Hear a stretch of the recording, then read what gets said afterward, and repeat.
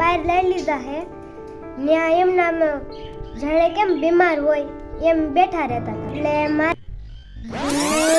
કેમ બીમાર હોય મારા પપ્પા એક દવા બનાવે છે. એ પોપટને કેમ પીવડાવીને એ મારા પપ્પા તમને બધી માહિતી આપે. પોપટ બતાવું ક્યાં છે, ક્યાં રાખ્યા છે. અહીંયા રાખી દીધા છે. પછી જોવા અહીંયા કેવા બોલે છે, ત્યાં તો બોલતાય નથી.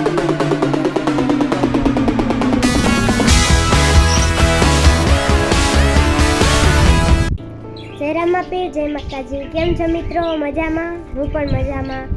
તો નવા બ્લોગમાં તમારા બધાનું હાર્દિક સ્વાગત છે.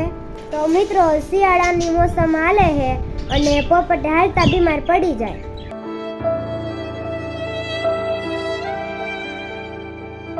એન્ટીબાયોટિકની દવા બનાવે છે.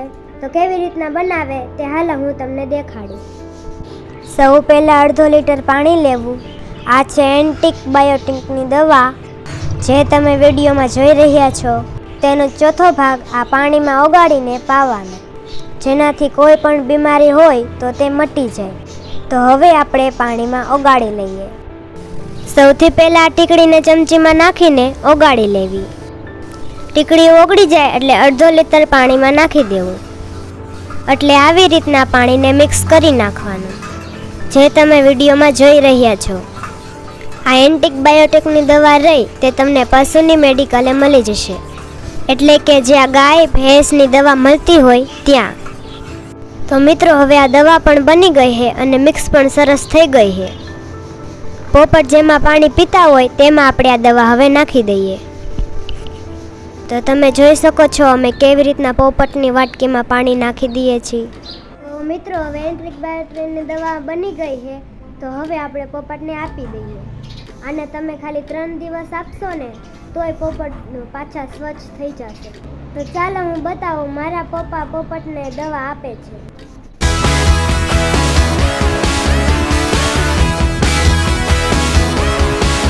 તો મિત્રો, તમે આ વિડીયોમાં જોયું ને કે કેવી રીતના એન્ટીબાયોટિકની દવા બનાવી.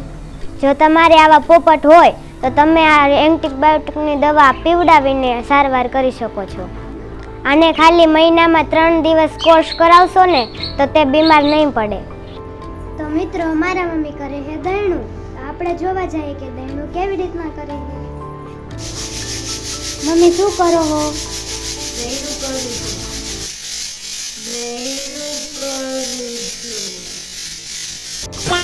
જો મારા મમ્મી દહીણું કરે છે. આ દહીણું થઈ ગયેલું છે અને આ જે બાકી છે.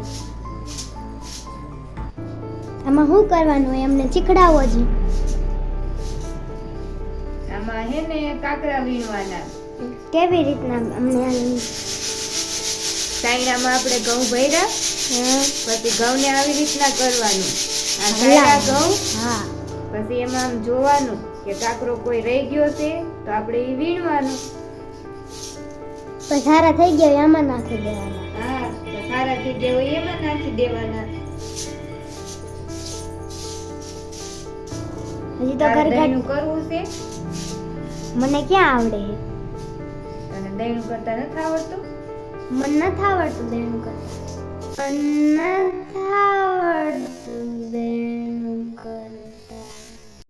તારે શીખવું છે? હા. જો મારા મમ્મી મને શીખડાવે છે. હારા થઈ ગયેલા ઘઉં આપણે એમાં નાખી દીધા, આમ રીતના ભરવાના. પછી આ સાયર. પછી સારવાનું. હા, આ સાયરા.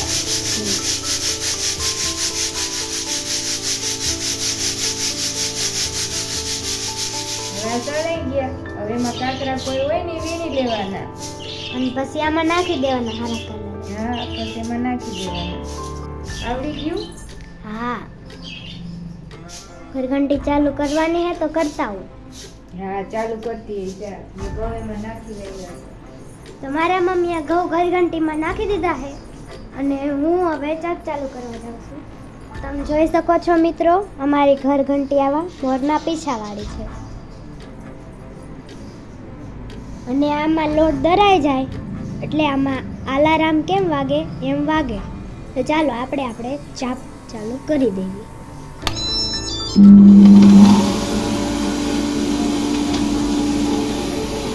તમે જોઈ ને અમારી ઘર ઘંટી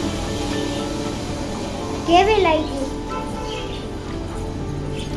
બંગડિયું અને પાઇપ પડ્યા છે. આ ચેક કરવાના બાકી છે હજી, અને આ ચેક થઈ ગયેલી છે. અહીંયા પડી છે. આ સારી છે.